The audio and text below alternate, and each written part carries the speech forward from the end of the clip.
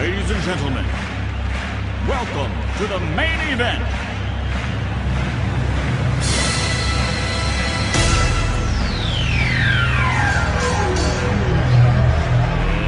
Let's get ready to rumble!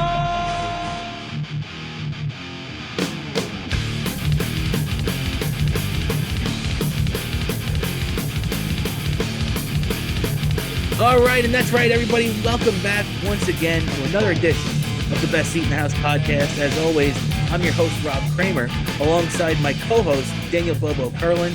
And Dan, how you doing today, buddy? We got a big show coming up. Well, we got a couple of days with the Mets. Of course, the Mets clinched the division. I clinched the division. They clinched the playoff spot. We still got the division up for grabs. Hopefully, we'll get that in a couple of weeks. When we beat Atlanta. Of course, yesterday we had that amazing come from behind win. Today was not so great. The game, of course, the outcome, unfortunately, hopefully it's just a little hiccup. What happened in Mo? He'll be back, and hopefully McNeil was just nothing but just something that just goes away.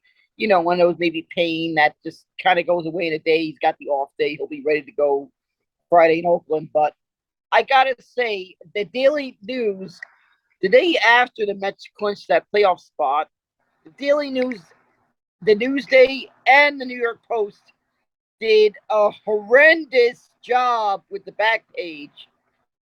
I'm sorry, I read your papers, I read your articles, your sports coverage, but you royally screwed up the newspapers in New York.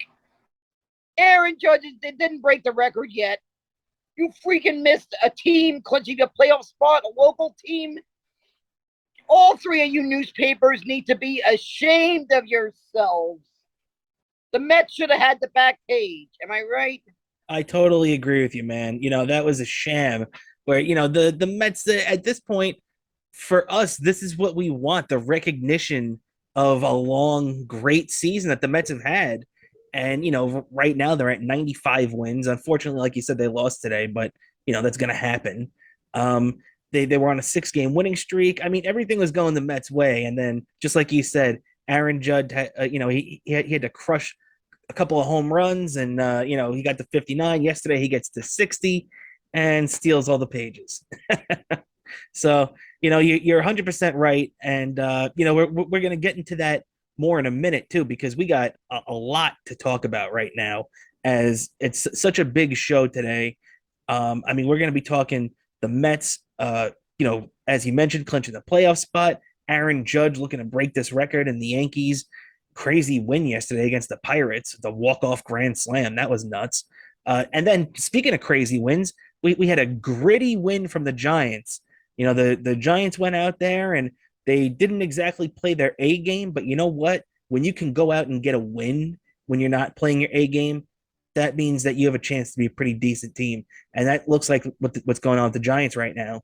And, on the other side of town, or the other side of the stadium, at least in MetLife, the Jets ended up pulling off a crazy miracle win against Cleveland. I mean, Dan, we were talking about which one to start with before, and obviously we're going to start with the Mets, but just what a pretty cool week for New York sports, right? Not to mention hockey getting started. Yep, of course. Yep, we got the preseason hockey starting up. But yeah, that was like a crazy Sunday that Giants game. Right, I had a little 2-screen action because it was on at the same time as the Mets game. But got that win, and the Giants pulled off. I really feel the defense really did their job in getting us that win. And I could swear that, I don't know, I couldn't tell from on TV. I could only have an idea from what it looked like on TV, and as high as the volume could go on my TV, but it sounded like MetLife Stadium was really jumping that afternoon. Oh yeah, I totally agree. And you know what? It's going to be jumping this Monday night too, when the Giants host Monday Night Football against the Dallas Cowboys, and that's going to be a pretty big game. But I myself, the Giants played a Monday night game. that pretty much ever since he did the Manning cast, the times when Giants were playing the Monday night game, instead of watching on a regular ESPN feed, I would watch the Manning cast feed. I'm gonna and watch the Manning cast feed because it almost feels like I'm watching a Giants game with Eli, and his brother is paid and decided to join along too. You know, it's funny you say that too because I'm not really a big fan of the Manning cast. As a matter of fact, I feel like I've seen more than enough Mannings than I ever want to see in my entire life, especially with all the commercials and crap they do. But you know what? As a Giants fan, I could totally understand that because this is a guy that won a couple of Super Bowls with you. He's probably going to go in the Hall of Fame, and he's a all-time Giant quarterback. So I could definitely see sitting there and enjoying watching him break down a Giants game. That's pretty cool. That's very true. Yeah, that's pretty, yes, that's pretty cool. It's pretty cool seeing that. Also, I have to say also about the Hall of Fame. I guess maybe in a couple of years or so, I'm gonna have to maybe somehow find a way to get to Canton, Ohio for a Manning ceremony. Because if Manning gets inducted into the Hall of Fame, I have to be there. I have to somehow find a way to get myself to Canton, Ohio for that. Yeah, yeah, and I was just thinking about that myself too because Darrell Revis just came up, and obviously I'm a big Jets fan, and it looks like Revis is going to be going in the Hall of Fame this year. They just put out the list. Darrell Revis's name is among the finalists. There's a couple other guys out there who look like they're going to be slam dunks too, and it's going to be really cool to see Revis go in as a Jet because there's not too many Jets in the Hall of Fame, so. Uh, that's pretty cool. But you know what? We'll get back to more football a little bit later because we got two really cool wins to break down, no doubt about that. But let's talk about our Mets right now and clinching this playoff spot. And what did you think? The Mets clinched on Tuesday night in Milwaukee. Oh no, I'm sorry. It was actually Monday night in Milwaukee. They clinched that game, 7-2 win. They cruised. Scherzer 6 perfect innings. What a way to come off the DL. He was untouchable. 18 batters faced, 18 batters retired. Just an incredible return to this team, and a really great win. His 10th of the win and his 200th. What a crazy game that was. That Scherzer gets his 10th win of the year, 200th career win, and clinches a playoff spot in a night where he throws 6 perfect innings. So just crazy. What do you think about that whole night, Dan? That was just a real great night for the Mets, their fans, including myself. I mean, me and my mom were celebrating. We were happy. My mom was happy. She's a Met fan also, and yeah, but my mom, right? She took me to the well, as far as I could tell, probably my first Met game. There might have been some baseball games I got on with my dad live, but the oldest memories I have of going to a Met game were with my mom. Right? She took me to. I mean, she. So I thought it was neat watching that the Mets clinch that playoff spot with my mom. Hopefully, we'll get to watch. She'll be watching with me when we clinch the division. That's gonna be an exciting. That's gonna be. I don't know. That's gonna be a taste. That series is gonna be a real playoff preview. Being the fact for unfortunately Atlanta made the playoffs, so you may have to playoffs. So it's gonna be a real dogfight. I feel like the playoffs could turn into the Mets to turn into a Mets getting revenge tour in the playoffs because I feel we could be facing teams we had horrible playoff losses to. I mean, for one thing, first round we could be facing St. Louis, the NLCS, which was a painful loss in 2006. We could be facing the Dodgers or the Braves. I mean, the Dodgers 1988 was a painful loss. I mean, a lot of people feel the Mets should have won that series. Of course, Atlanta, of course, the one that I have very clear memories of, the '99 NLCS. That was a painful thing. I don't know how my TV survived that one when Kenny Rogers walked in that. Walking Andrew Jones, the bases loaded in the 11th inning. I'll never get over it. Yeah. Yes. So yeah. So we could be getting revenge against the Braves, and even crazier, we could be getting the ultimate revenge if it turns a team we've gone team we could potentially get revenge on, beating the team we lost to in the World Series in 2000. Hey, wouldn't that be pretty fun? Get some revenge on the Yankees in the World Series there. That's a really good point too. Yeah, that could be. I feel like almost. I feel like almost. I mean, I talk about Met fans and us being the descendants of the fans of the Brooklyn Dodgers of those days, and the time the Brooklyn, we all you all know about the history. The only time the year that the Brooklyn Dodgers had finally beat the Yankees in the World Series, it was 1955, and Yep. they had finally won that series. Oh yeah. How if we broke a long championship drought and we beat the Yankees out of all teams to beat that chip, that when that champ, to break that, to break this drought, how crazy would that be?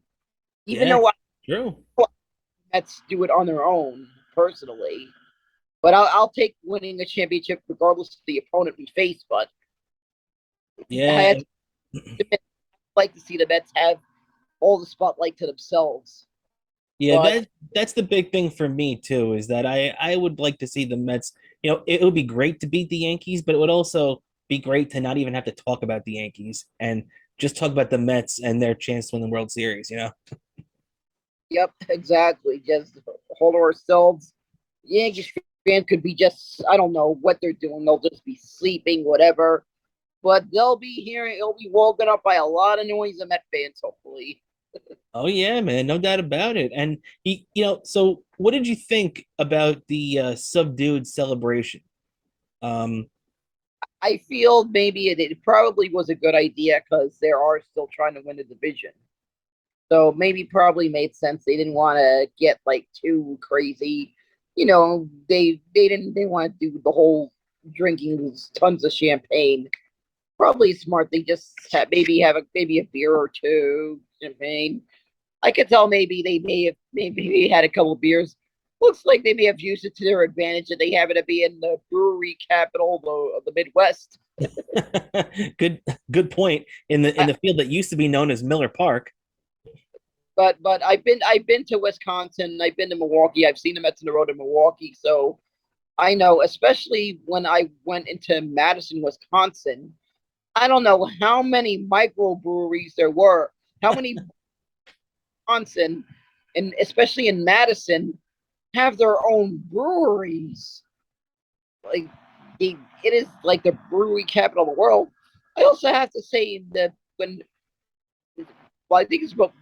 I also noticed some bars in Milwaukee, but I especially noticed in Madison, Wisconsin. Madison, Wisconsin is like it's the Williamsburg of the Midwest. Yes, yes, you're right about that. It's the Williamsburg of the Midwest. And I actually bought a shirt from I bought a T-shirt from when I went to Wisconsin. Shirt that said "Drink Wisconsin Bleed." Hey, I just thought it was a nice little thing, and I was also gifted a beer koozie that looks like a cheese hat. Wow, okay, okay. So I just thought it was a funny little souvenir, little knickknack from Wisconsin when I went. Very cool, man. So when we're talking about the Mets here and their road to the playoffs, it got a little scary in the last week. I mean, right after me and you did last week's show, the Mets went out and got swept by the Chicago Cubs in the final game of the series. They ended up losing three straight. First time they were swept all year, much less at home. That was a very scary series, but then you know what? Hey, the Mets came out and had a great series against the Pirates, won all four games, and then went out and took the first two against a playoff team in the Milwaukee Brewers. So I think that even though that sweep against the Cubs sucked, I think the Mets really righted the ship after that, right? Yeah, I feel he righted the ship after that. Hopefully today's game was nothing but a hiccup. Hopefully maybe by Saturday, maybe by by Tuesday, the very least, Nimmo comes back. We had that little scare. Mm-hmm. Yeah, And I'm in no way a doctor, all right?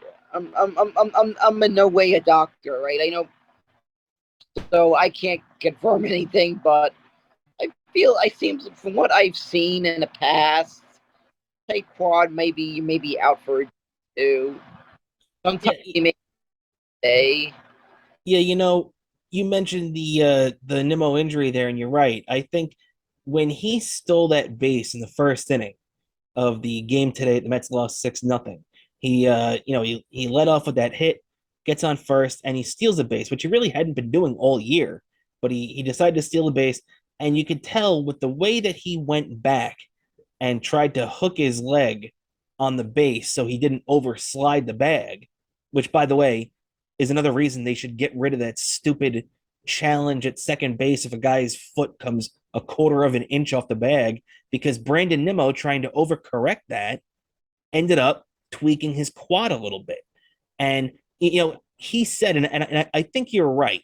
And the thing that's going to help him too is that the Mets have off on Thursday before their series starts in Oakland this weekend. So it gives Nimmo an extra day to heal. But, it wouldn't surprise me if maybe they decided to give him a day off on Friday, but I don't even think they're going to have to do that. I think Brandon Nimmo is going to be okay. And I think that was just a little scary that he caught at the right time. And it's a good thing he came out when he did. And also, thank God, the planes that the team flies in, they're pretty comfortable, all right? They're believe me, they're flying. They're not flying Spirit. They're flying what I gather, from what I hear, it might be first class on steroids. Yeah, no, you're definitely right about that. It's not, we talk about the movie Major League a lot on here, and it's definitely not like the plane they were flying in that movie. Yeah. So I have a feeling if the movie Major League was made today, they'd just be putting them on Spirit Airlines. That's true. It would have a big Spirit logo in the background.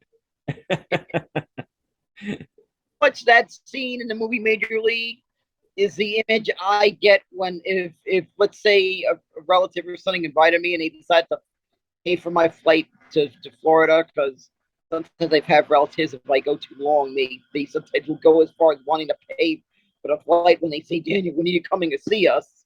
And I'll and sometimes when I know I'm flying Spirit, I'm so thankful for getting a flight, but at the same time, Spirit, I think of that scene in Major League when I fly Spirit.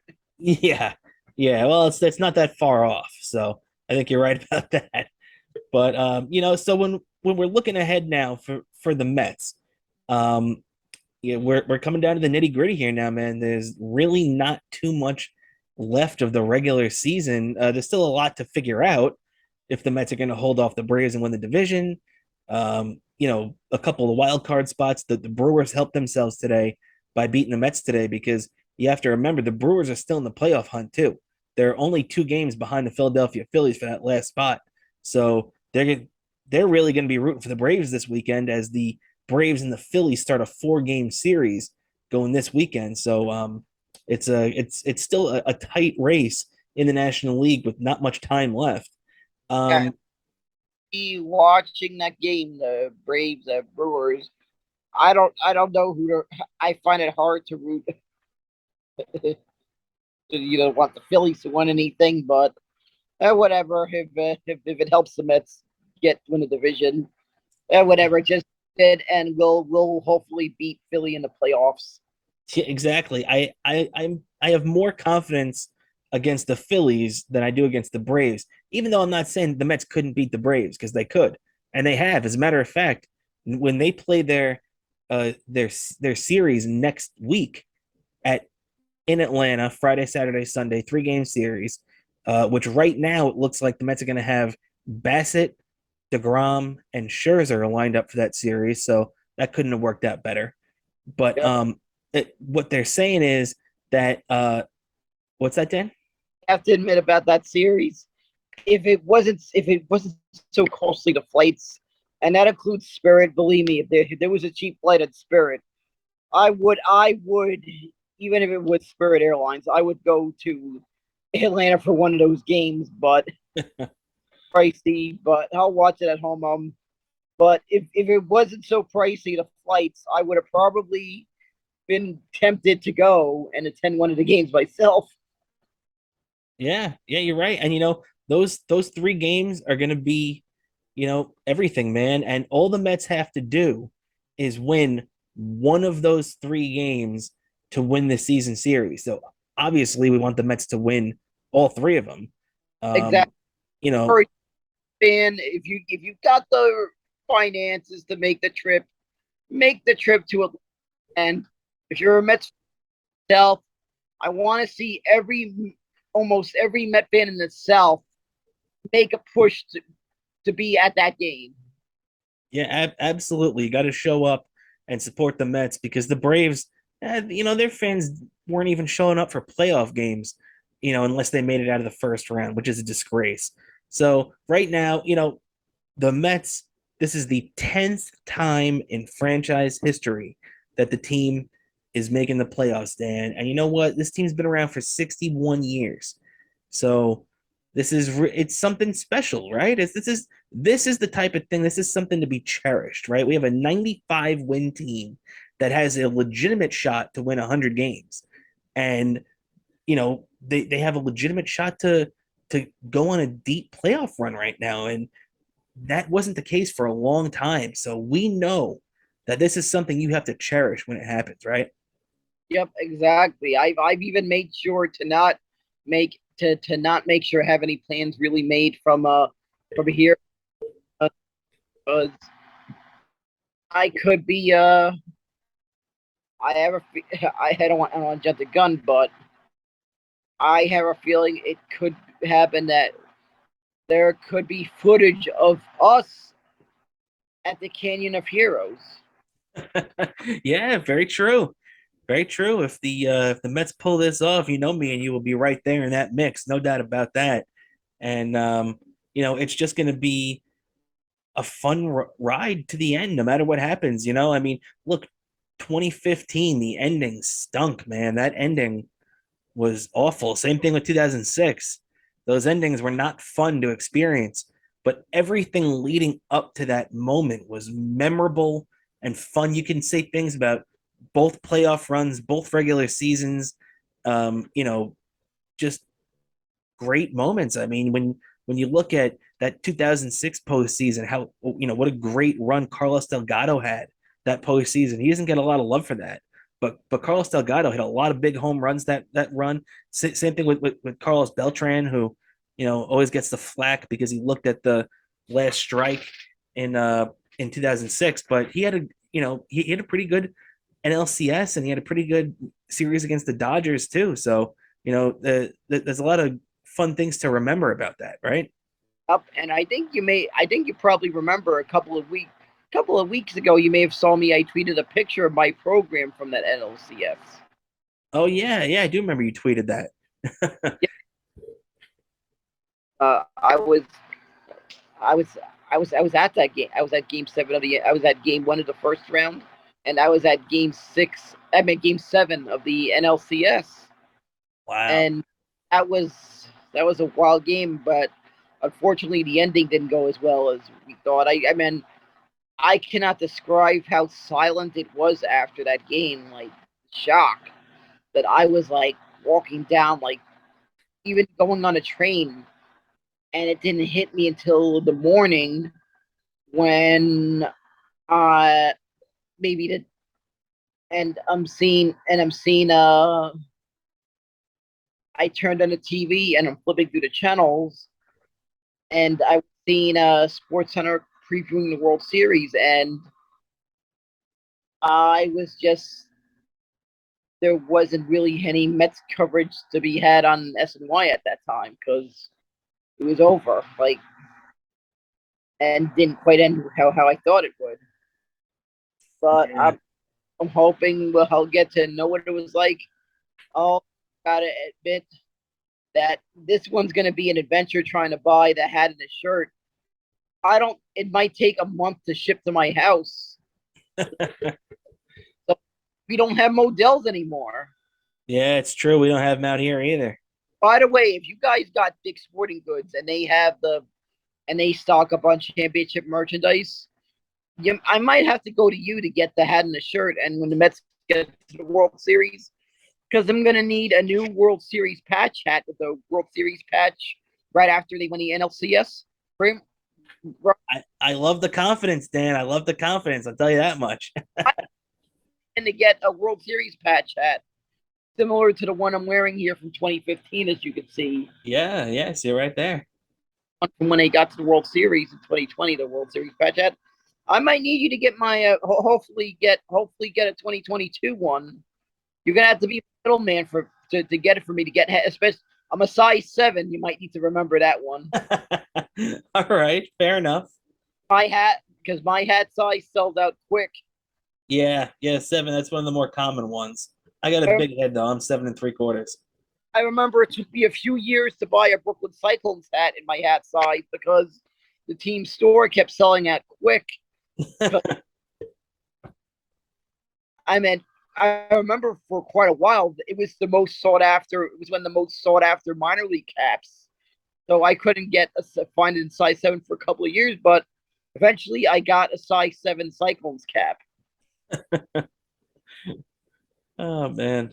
Well, just to wrap up here with the Mets, let's see. So, we only got a few games left in this regular season, as we were saying. There's only 5 um home games left, 2 against the Marlins and the last 3 of the season against the Washington Nationals at Citi Field. Then, so they're done with Milwaukee now. They've got 3 against the Oakland A's this weekend, and then 3 next weekend in Atlanta. So those are the last 6, road games. We got 5 home games left. I think those 2 off days on Monday and Thursday next week are going to be really, really valuable to this team because they're still a little banged up. It looks like Marte might be back for the Atlanta series. What's your confidence level right now at this team, Dan? Are you?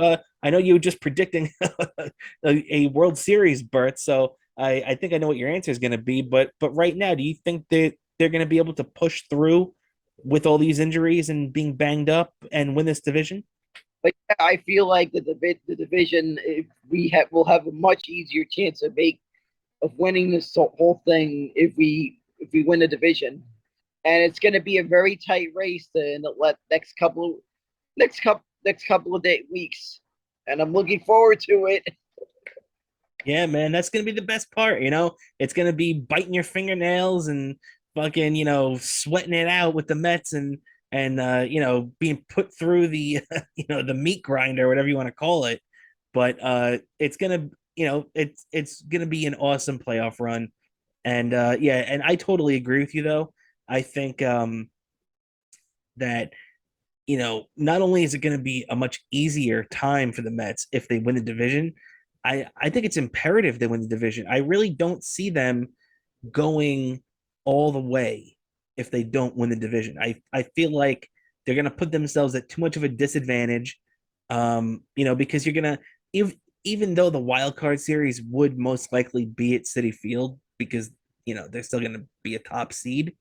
Um, I, it, Because we'll have to have used the Grom and Scherzer in that round, and we'll have to start the NL. We'd have to start the NLDS with someone other than DeGrom and Scherzer. Also, exactly. if I got tickets to an IWF show on the 8th when the division series would fall, and Oh, at Kevin and all those guys by ditching that to go to the playoffs. So hopefully they get. Hopefully I'm not in a situation where I'm at IW where I'm at. Hopefully we don't have to play the wild card round. We get that first round bye, saving me from having to constantly look on my phone during a wrestling show. that's true. That's very true. And actually, as a matter of fact, we should have Kevin on at some point in the next couple of weeks. I'll have to reach out to him again and Yep, see if we can have him back on because he's a big Mets fan. He's going to be pumped up about this great season we've had so far. yep, that Definitely, believe me. But either way, I I have to admit, I think Kevin definitely needs to walk into the ring carrying a Mets flag. I'll sign for that. I own a Mets flag. I own a Mets flag. You can borrow, Kevin. Oh man, that would be awesome. Especially, even though hopefully the Mets won't be playing that day, but we'll be getting ready for a playoff series. So that would be awesome if he did that. Getting ready for the NLDS. And Kevin, if you don't own a Mets flag, that I suggested maybe you walk into the ring with the Mets flag. You can borrow mine because I have borrow mine. You can borrow my Mets flag. Exactly. And so let's now we've done our Mets talking for here right now. Let's switch over to before we get to football. Let's just talk about the Yankees real quick and this whole Aaron Judge craziness. Um, Dan, I mean, this Aaron Judge season, you know, putting aside the fact that we were annoyed that he stole the papers from us the other day. Yeah, yeah, This, and I this has just been, I mean, it's been a fantastic season, one of the best we've seen in so long, right? well, aside from the mistake the newspaper has made, I'll forgive you especially if you get the Mets on the cover when we win the division, and hopefully that makes it a little easier on the newspapers.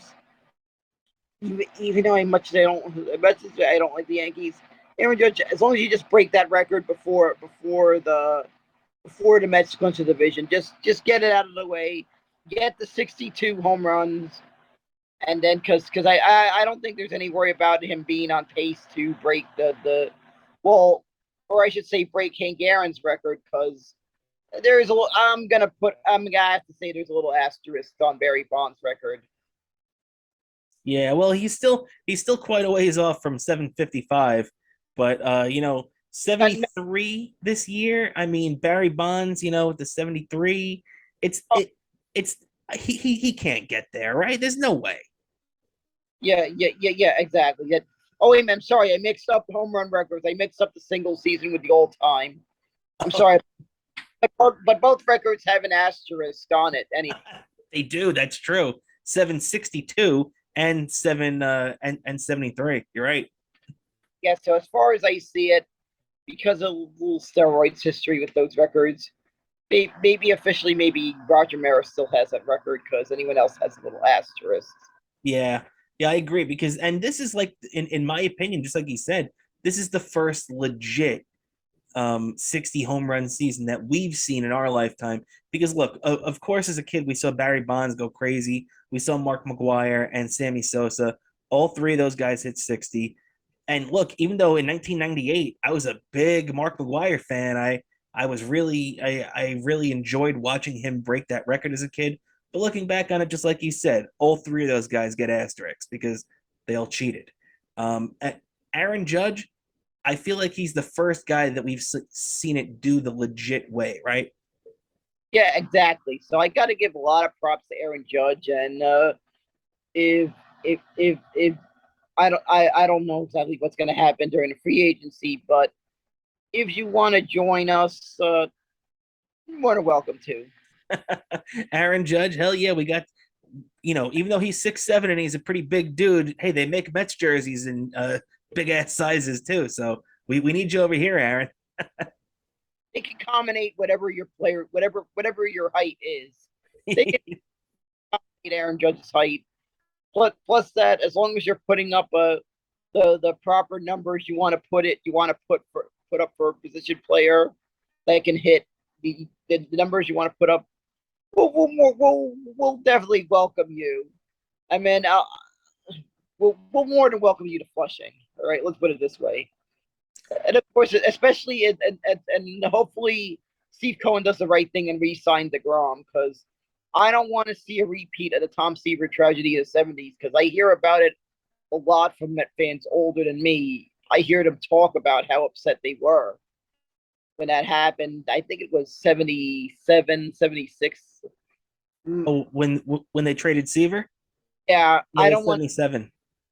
A repeat of that. Believe me, I will be. I don't want to see a repeat of that because Yeah, I'm with you on that, man. And you know the crazy thing about what Judge has done this year too is we talk about his home runs and how great he's been hitting home runs. He's got 60 of them now.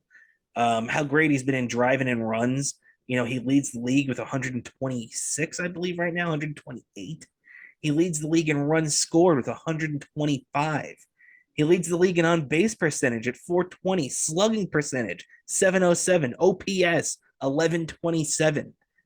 But the other crazy thing, batting average. Right now, Aaron Judge is in position with 12 games left in the season to win the Triple Crown.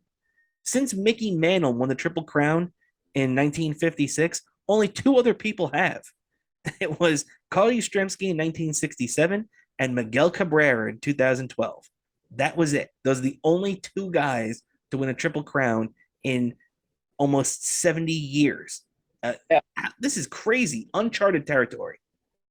So I'm wishing good luck to Aaron Judge, but hopefully come October, it'll be the boys in orange and blue that get the headlines there.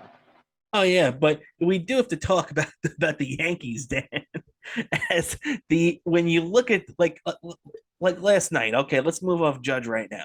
Judge, having a fantastic season, but the Yankees too still having a good year. What'd you think about that crazy win last night? So they're down 8-4 going into the ninth inning against Pittsburgh, which the fans are probably all ready to jump off the top deck because the Yankees are losing to the Pirates.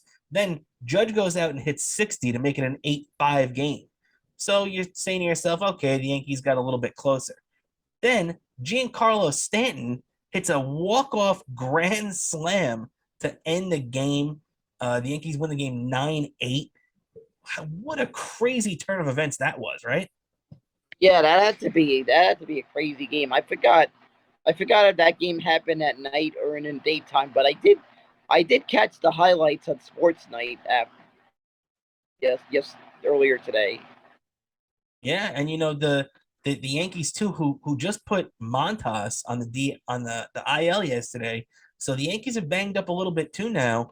I mean, getting that Stanton home run, the grand slam. I think that that's something that can get this team going. I mean, right now as we see, the Yankees are leading 6-2 as we're doing this game right now against Pittsburgh.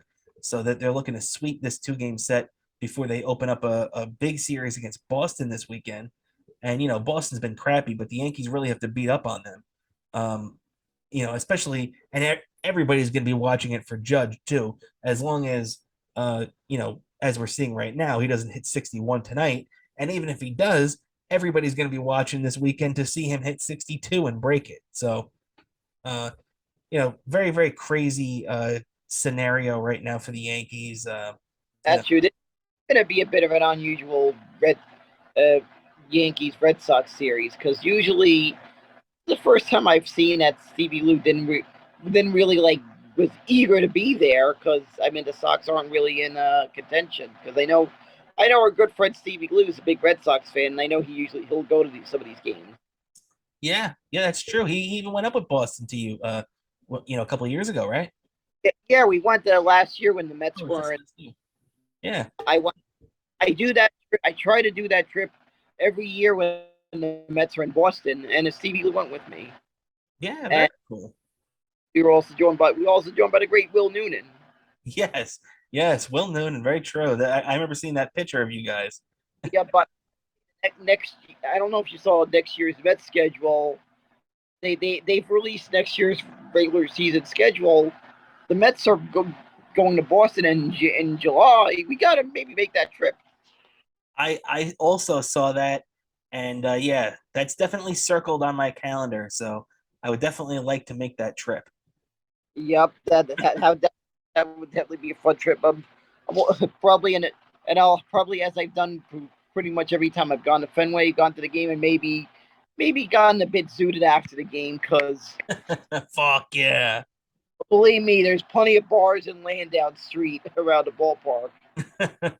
Very true, man. That And that that is a great area they have down there. Boston. they they'll drink even on a weekday day game. They still have a little bit of a party atmosphere at regardless of the outcome of the game, even on a week. But I guess over there, I guess even the boss maybe had a couple of drinks. May have. I just imagine someone in Boston being hungover, and then the boss saying, like, yeah, the boss is a bit hungover too, because yeah, I, I had a couple of drinks at the Sox games myself. Oh my God. I don't know if I did a good Boston accent, but All right. But so okay, we let's all that Yankees talk, they pretty much have the division wrapped up. Everybody's just watching right now to see what Judge does. And we talked a lot about that. So let's move on to a little football. We'll talk about our football teams right now. We'll start off with the Giants and finish up with the Jets because the Jets was just fucking nuts. So we'll talk about that at the end. But we'll start off with your Giants, man. And right now, 2-0. You beat Baker Mayfield and the Carolina Panthers. How you feeling with your team and Coach Dayball so far? feeling good. I knew Coach Dable would have this team going in the right direction. He just had that mentality. He seemed to have came from a good coaching staff on in Buffalo that carried itself well, and he's taken what he's learned from being an assistant coach in Buffalo. When they turned around to maybe him Dable himself turning around this and finally bringing back glory to this Giants team because I also have to say about the next Monday, as always, I freaking hope the Giants beat the fucking Cowboys. As always, no doubt about it, man. I believe me, I'm looking forward to watching that game. It's gonna just be a one screen night because the Mets have off on that Monday night. So pretty much my entire sports attention is gonna be on that Monday night game in my living room, and I'll be wearing my Giants jersey during that game, and be in my living room probably eating dinner or something in front of maybe having a nice little slice of New York pizza in front of the TV. Yeah, true, man. And the Giants, And sitting next to me part of the game, of course. of Gotta course, have, of gotta course, have sitting next to me. you got to have good company when you're watching the game, no doubt about that. And when you look at this Dallas Cowboys team now, everybody was dunking on them and laughing at the fact that that Dak got hurt, and everybody was saying that the Cowboys were going to be a pushover now. But then the Cowboys went out this past week and beat the defending AFC champion Cincinnati Bengals. I saw one person predicted the Bengals were going to win that game 41-3. And that was, one of the guys on the pregame shows and everything. It wasn't just some fan. So, really, that was a devastating loss for the Cincinnati Bengals. And Dallas is still hanging in there, man. What do you think of, Dallas and their whole rebound now with this kid, Cooper Rush, as their quarterback now? I feel it may have been maybe he just had 1 week, so I don't know how much we could tell from 1 week. It's got when it comes to like a guy that to get slot in, it's we only know over time, True. True. but it could be a close. It's going to be a close game. Might be a defensive battle. Yeah, I could see that. I guess, and the Giants look like their defense is going to be pretty decent, as their defense was really hanging in there against a Carolina team that, I mean, let's not forget they have a couple of playmakers on that team. Obviously, the running back is one of the best players in the game, but they also have Baker Mayfield as a former number one overall pick, and he could be pretty good at times. And Robbie Anderson is has the potential to be electric on the outside. So the fact that the Giants were able to contain that offense as much as they was definitely a good sign for that defense. Definitely a good sign. And hopefully it's a sign of things to come. I just know I'll be on the edge of my seat, and I'll be sitting back at home watching that. So if some crazy thing happens where I win tickets, I would go if I won tickets to the game. I try to win tickets on the fan when they have tickets like these. Yeah. Well, that I would would, be a cool game to win tickets to, no doubt about it. yeah, that would. It'd probably also be an Uber night because by the time I got back to Queens, it'd be an Uber night because usually about when I get back to Queens, of course, I get the bus home. This one might be an Uber night instead of waiting for the bus the rest of the way. Yeah, I To could where, see that. yeah, Spoil yourself. Spoil yourself. yeah. So I might have to take an Uber from the train station back to my neighborhood because Uh-huh. I live in one of the few neighborhoods in Queens that are not near a train station. Use a bus, so I might have to grab an Uber from Woodside once I if I had ended up with tickets to Monday night's game. Of course, that would also be the first time I've gone to a Monday night game. Oh, I've really? gone, Very yeah. cool. Well, besides the Super Bowl, I've gone to a Sunday night game once, and and other than that, most of the games I got to were 1 o'clock games, which personally, as a fan, like attending. I personally like just attending the 1 o'clock games just because I feel the weather maybe might not be the coldest point of the day, might be the warmest point of the day.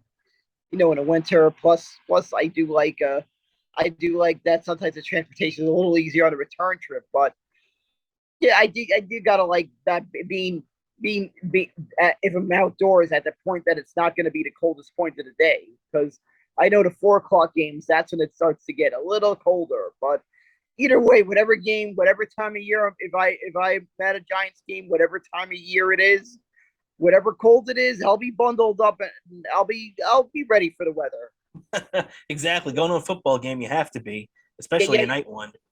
yeah. And Even Monday's game, the worst I might get would be hoodie weather. true, true. And this game on Monday night's a big game, obviously, like we've said. Giants Cowboys. Now, if you get past that game at 3-0, I think there's a really good shot the Giants start this season off 4-0 because you got the Chicago Bears after that. I believe that's also at MetLife Stadium. And the Bears are not looking like a very good team this year. So a really, really golden opportunity here for the Giants to take advantage of the injured Cowboys and to maybe stack another win against a lesser Bears team. So, things looking pretty good for the Giants outlook right now, right? Yeah, looks pretty good so far, and I can't wait to see how the gold season is going to turn out. And I'm hoping we're still relevant this year, even once we get to Thanksgiving. Yeah, that's what we have to look forward to right now. But Dan, honestly, at 2-0, you don't even worry about Thanksgiving now because the Giants, from what we've seen from this team, I think that they're going to be, not the maybe not the top of the conference, but the Giants are going to be in the mix, in that playoff mix all year, I think. Yep, exactly. I just want that for once to have a season for in this the whole year. Yeah, man. And and you The know, last time I felt like this was maybe maybe the 2012 when we came 1 win short of making it. well, also you guys made the playoffs with McAdoo that one year in 16. Yeah, yeah. 2016 was the last year. Yeah, I last year I felt like the Giants were that I felt like it was interesting. So I hope I can finally once again get to see the Giants in contention again. yeah, man. And for me, it's been 2015 since I felt like I've seen the Jets field a competent playoff competitive team. Where unfortunately for me, they missed the playoffs that year when they choked in Buffalo in Week 17. But we'll talk about that another day. But I still remember Joe Beningo, how upset he was after that one. Like, cause I happened to be, I just happened to be decided to that day. I was just decided to just have a burger and a beer at the Donovan's because I was just I was just I was visiting someone in Mass. I just decided to act on my way back home, have a burger and beer at Donovan's, and I'm seeing a game, and I saw, I think every Jets fan there was not, they were not happy. No, that Ryan Fitzpatrick interception in the end zone will be burned into my memory until the Jets make the playoffs again, at least. Which, you know what? Right now, if that was the worst of times, this is hopefully for me and and other Jet fans that this game this past Sunday was hopefully the beginning of some good times. Because Dan, I'm telling you right now, I was really, really upset with my team. Uh, with about 2 minutes left in the game, Kareem Hunt punches in a touchdown to extend their lead to 30-17. The Jets are down by 13 points. They get the ball back with a minute 55 left on the clock. And man, I didn't think there was any chance that they were going to score. But then Joe Flacco drops back, hits Corey Davis for a 66-yard touchdown. And you're thinking to yourself, the door's open, but I don't know. I've seen this act before. And lo and behold, they get the onside kickback. They score another touchdown as Joe Flacco just drives him right down the field and hits Garrett Wilson for his second touchdown of the day. 8 catches, 102 yards, 2 touchdowns for the kid. The Jets come back and win 31-30. That's the first time a team has come back from being down 13 points or more in the final 2 minutes since the Chicago Bears did it to the Cleveland Browns back in 2001. So this is something that doesn't really happen every day. What were you thinking when you saw this crazy comeback? I was thinking somebody when I saw the highlights of it after the Giants game, because like actually maybe later in the night I was watching Sports Night on the SNY. For those outside the New York area, that's our local version of Sports Center. The Sportsnet New York SNY airs a show called Sports Night. I'm looking at the highlights and I'm thinking somebody check Joe Beningo's pulse. Well, believe me, man, I could not get enough Joe Beningo over the next couple of days. If you don't know, he now does a weekend show at Evan Roberts again on Saturday mornings. He shows up, and he also does on Monday mornings a spot with Brendan Tierney and Tiki Barber on WFAN in the morning, which is pretty cool. You get to hear his reaction, and man, I'm telling you right now, I was eating up everything because as you know, I'm a big Jet fan, and Joe Beningo, I he's one of my favorite radio guys ever. He's Mets, Jets, Rangers, and Knicks, and that's the same thing as me. And that's a weird combination. There aren't too many like us that like all those teams. You know what I mean? Like Okay. so. So that's why I've always loved Joe Beningo, and yeah, man, what a great win! I actually have his autograph. I met him at a thing once a few years ago. Really, that's pretty cool. Yeah. Of Yeah, course, also got an autograph of Mike and the Mad Dog. now that's a keeper right there. Yeah, the only WFAN autograph I've been actively seeking that I haven't gotten a hold of yet, and I hope someone can arrange for it somehow. Anyone watching this? Summers. Steve Summers, man, the schmooze. Favorite WFAN host. I've been wanting to meet that guy for a while. I want to meet him while he's still alive because the guy's getting up there in age. I got to meet him while he's still around. Just one of the goats, one of the guys who helped make WFAN the station we know and love. Definitely got to get it. About it, man. Hopefully, he does one of these conventions around here. Yeah, exactly. Hopefully he does something around here. I really hope. I would even love it. I mean, Steve, the door is open for you to be a guest on Best Seat in the House. Absolutely, we'd love to have you on. And Steve Summers. Actually, the first time I actually got to call in to Steve Summers was after a big Jets win, in 2001, after the Jets in their final game of the season beat the Oakland Raiders. They John Hall, their old kicker, hit a game-winning like 51-yard field goal, I want to say, and they beat the Raiders and clinched a playoff spot. And they'd go out and lose to the Raiders the next week. But after that game ended, they played the Raiders in the first round of the playoffs, in the wild card, which is why they played back-to-back weeks. But before that game was played, I called Steve Summers and predicted that the Jets were going to win the Super Bowl. And I'm still waiting on that Super Bowl 21 years later, but Steve Summers definitely loved it. Got to speak seasons. I kind of also did call into Steve Summers once. A few years ago, I got when Gary Carter passed, I called in to share my memories of the kid.